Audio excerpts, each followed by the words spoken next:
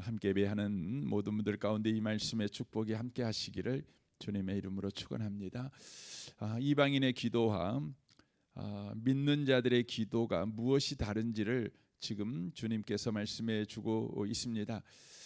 이방인들의 기도는 사람에게 바로 인정받기 위해서 하는 기도라고 하는 것이죠.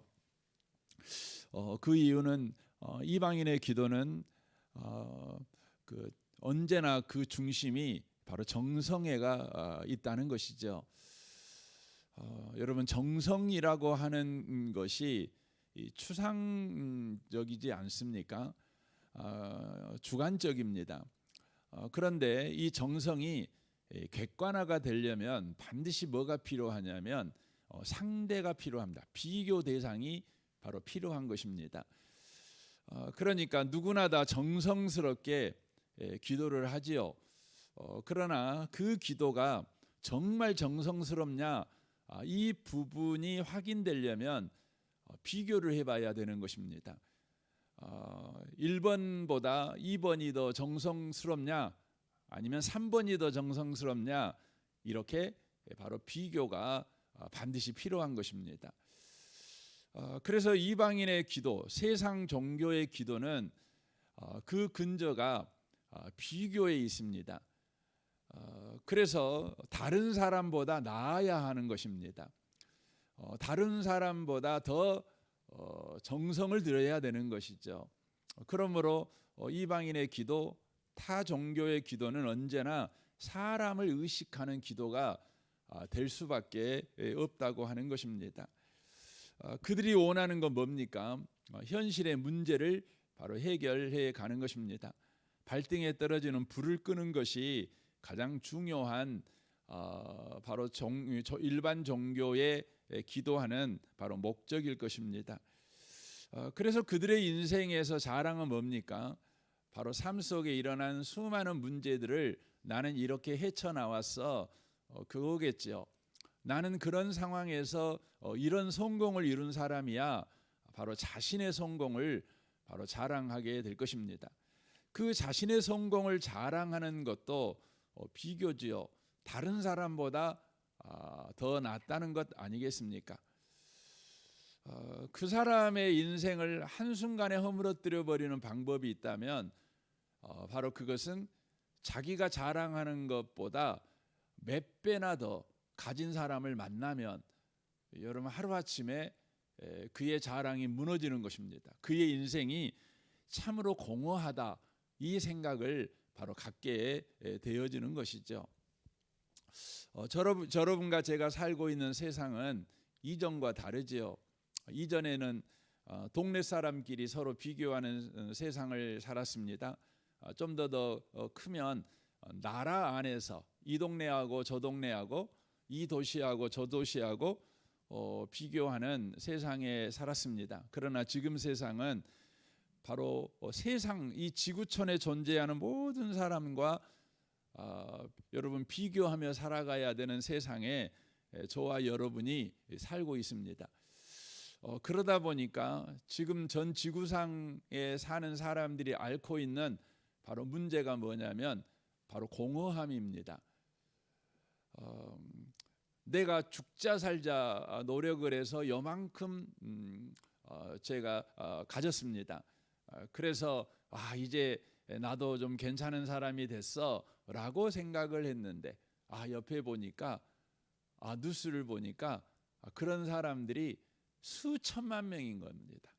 수억인 것이죠. 깜짝 놀라는 거죠. 조그마한 동네에 살 때는요, 자기는 성공하는 사람이었는데 지구 한가운데 딱 두니까 성공한 사람이 아니에요. 수천만 명이 자기 앞에 있는 거죠. 공허하지요. 그래서 현대인들 가운데 자기 만족을 가지고 사는 사람들은 거의 없습니다. 다 불만을 가지고 살아갑니다. 우리나라의 최고 부자가 그 이재용 씨입니까? 모르겠습니다. 그런데 여러분, 이재용 씨도 그 미국 포춘지에서 세계 부자들 이렇게 순위를 매기면 거의 몇백 등에 속하는 사람이죠. 우리나라에서는 최고 부자지만 그렇지 않습니다. 세상의 종교는 우리에게 끊임없이 이 기도를 요구하지만 그 기도의 궁극적인 목적지, 우리가 도달하게 된 장소는 뭐냐면 공허한 자리라는 것입니다. 솔로몬이 고백한 것 같이 헛되고 헛되니 헛되고 헛되다. 해 아래서 수고한 모든 것이 헛되다. 이렇게 바로 고백할 수밖에 없는 것이죠. 기독교의 기도는 뭡니까? 기독교의 기도는요, 하나님 앞에 나아가는 기도입니다. 하나님을 만나는 기도입니다. 이것이 중요하지요. 그래서 기독교의 기도의 결과는 뭡니까? 하나님을 만나는 것입니다. 하나님의 뜻에 참여하는 것입니다. 바로 우리를 창조하시고 우리를 바로 향하여 계획을 세우신, 그리고 우리를 자녀로 삼으신 아버지 하나님의 뜻이 우리 인생에 바로 이루어지는 것, 그것이 바로 기독교의 기도이죠. 그래서 기독교의 기도는 우리가 현재의 여러 가지 문제를 만나지만 그 문제 때문에 기도를 시작하지만 여러분, 성경적인 기도를 하면 할수록 저와 여러분은 그 문제를 해결받는 데 초점을 맞춘 기도를 하는 것이 아니라 하나님의 뜻에 참여하는 바로 기도 방향으로 바뀌어지는 것을 보게 되어집니다. 그래서 예수님이 겟세마네 동산에서 기도하신 것처럼 우리도 결국 기도하게 되는 거죠. 내 온대로 마옵시고 아버지의 온대로 되기를 원합니다. 아버지의 온대로 하옵소서. 그거죠. 아버지의 뜻대로 되기를 원합니다. 그래서 여러분과 저의 인생은 뭡니까? 아버지의 뜻대로 되는 인생, 아버지가 계획한 대로 되는 인생인 것이죠. 그것을 성경에서는 하나님께 영광이 되는 바로 인생이다, 이렇게 이야기를 하는 것이죠. 여러분, 하나님께 영광이 된다, 그 말이 어떤 사람들한테는 굉장히 기분 나쁜 말로 들리기도 합니다. 아니, 내가 영광을 받아야지. 하나님이 영광을 받으시면 나를 하나님께서 도구로 쓰신다는 말 아닙니까? 하나님이 영광을 받으시고 나는 그 하나님의 영광을 수종드는 도구에 불과한 거 아닙니까? 이런 그 불만이 우리 가운데 생기시는 분도 계셔요. 여러분, 그런 불만을 좀 가져보셨으면 좋겠어요. 왜냐하면 하나님께 영광 돌리는 삶이 무엇인가를 여러분과 제가 깊이 생각해 보라는 의미에서 불만을 가져보라는 요구를 해보고 싶습니다.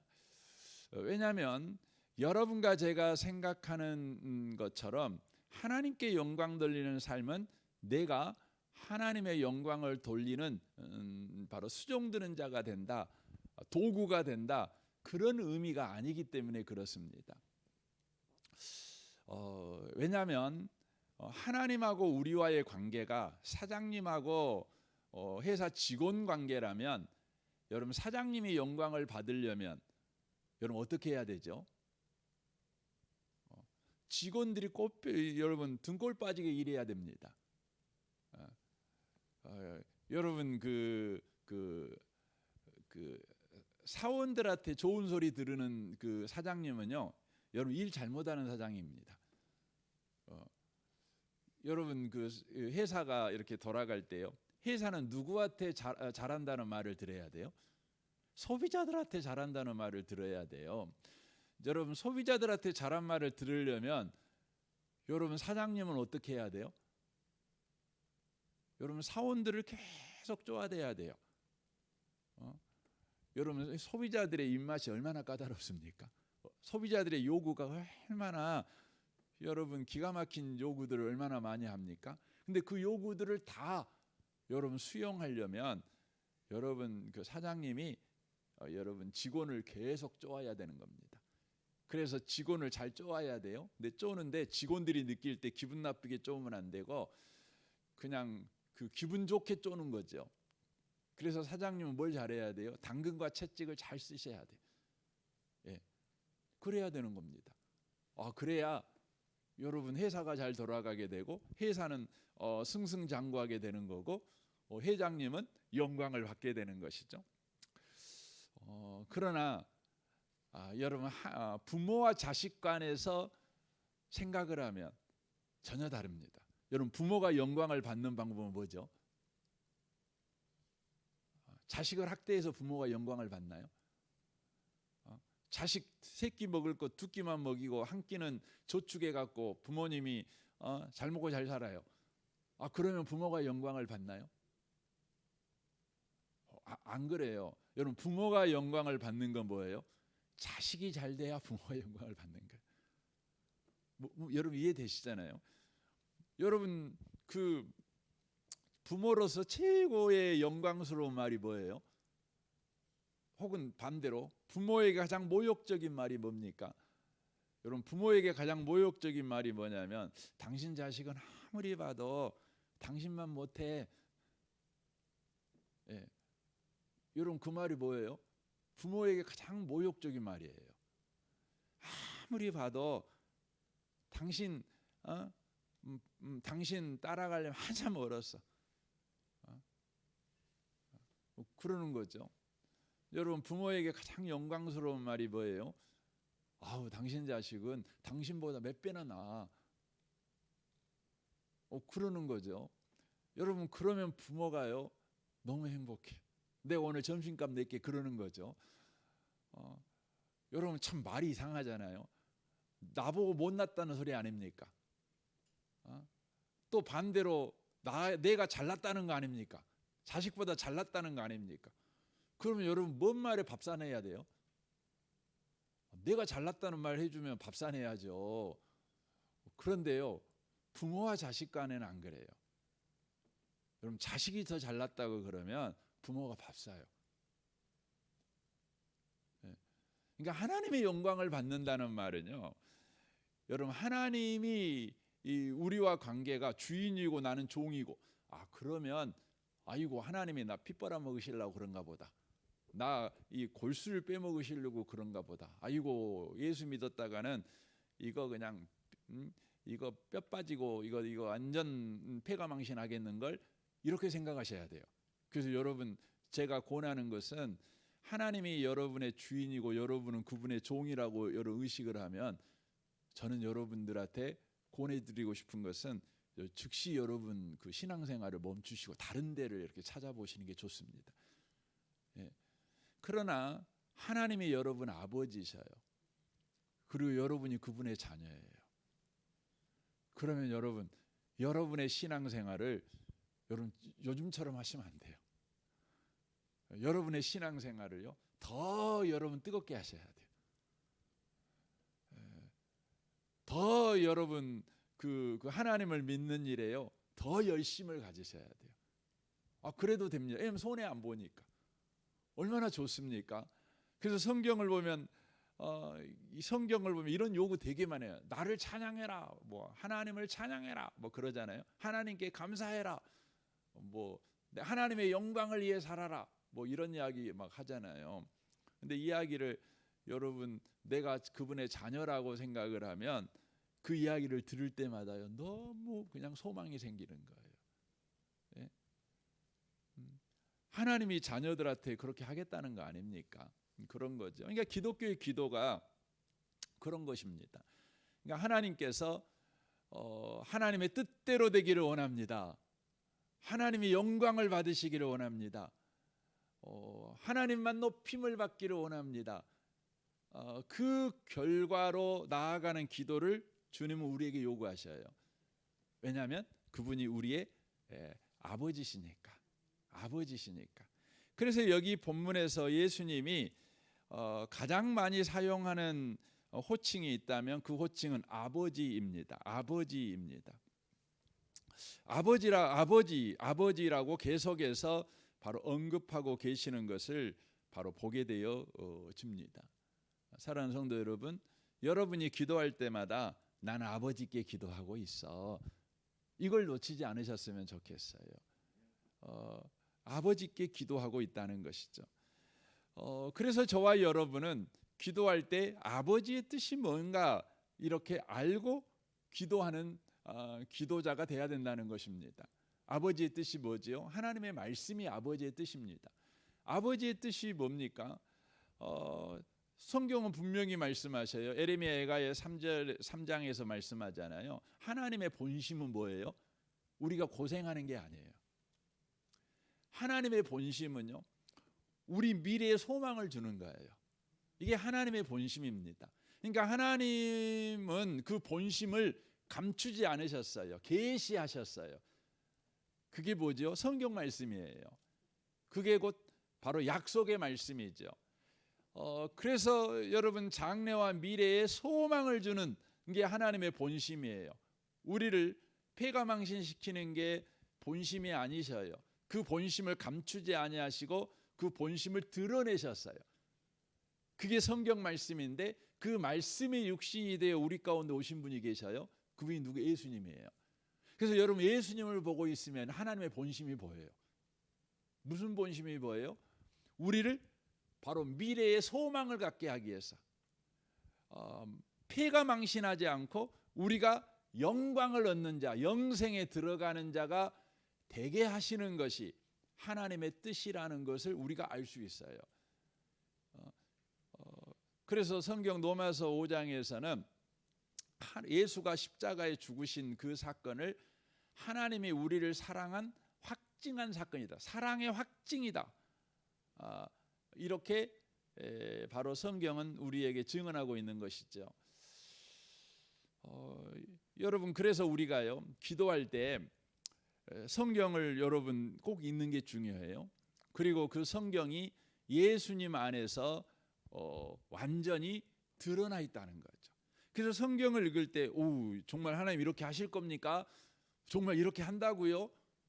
이렇게 되면 얼마나 좋아요, 주님. 우리는 이렇게 성경에게 질문을 하면서 막 읽지요. 그때마다 성경은 우리에게 뭐라고 요구해요? 예수님 봐봐, 예수를 봐봐. 네가 읽고 있는 성경이 진짜야. 네가 읽고 있는 성경의 약속이 진짜야. 예수 봐봐. 이렇게 말하는 거죠. 그래서 여러분과 제가 성경을 읽으면서 하나님의 약속을 봅니다. 기가 막힌 하나님의 약속. 이게 말도 안 되는 하나님의 약속. 우리의 현실에서는 도무지 이루어질 수 없는 하나님의 약속. 이게 된다고? 이런 생각을 하는데 주님의 말씀에 예수 봐봐 그러는 거죠. 그러니까 우리는 예수를 보는 거죠. 예수가 뭐니까요? 바로 하나님의 약속이 바로 육신을 입고 이 땅에 오신 거예요. 그리고 하나님의 모든 약속이 예수 안에서 다 이루어져 버렸어요. 과연 진실이다. 그래서 예수님을 보면 성경의 모든 약속이 뭐가 된다고요? 예수 안에서 예가 돼요. 아멘이 되는 거예요. 아멘이 되는 거예요. 그래서 여러분과 제가 성경 읽고 예수 바라보고 성경 읽고 예수 바라보면서 어떻게 기도하는 거죠? 아멘 아멘 하며 기도하는 거예요. 그렇습니다 주님, 아멘 아멘 이렇게 하는 거죠. 저는 저와 여러분의 기도가요, 그렇게 즐거웠으면 좋겠어요.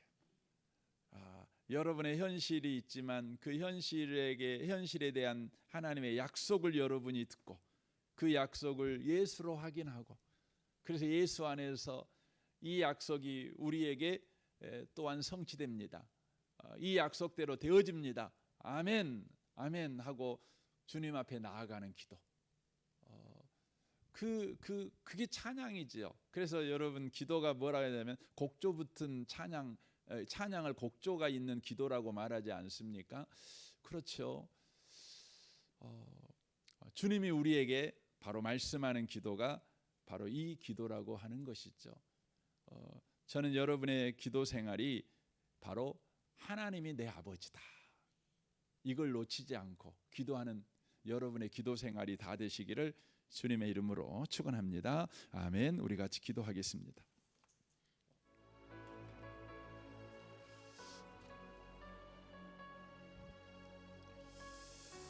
오늘 말씀을 생각하면서 주님,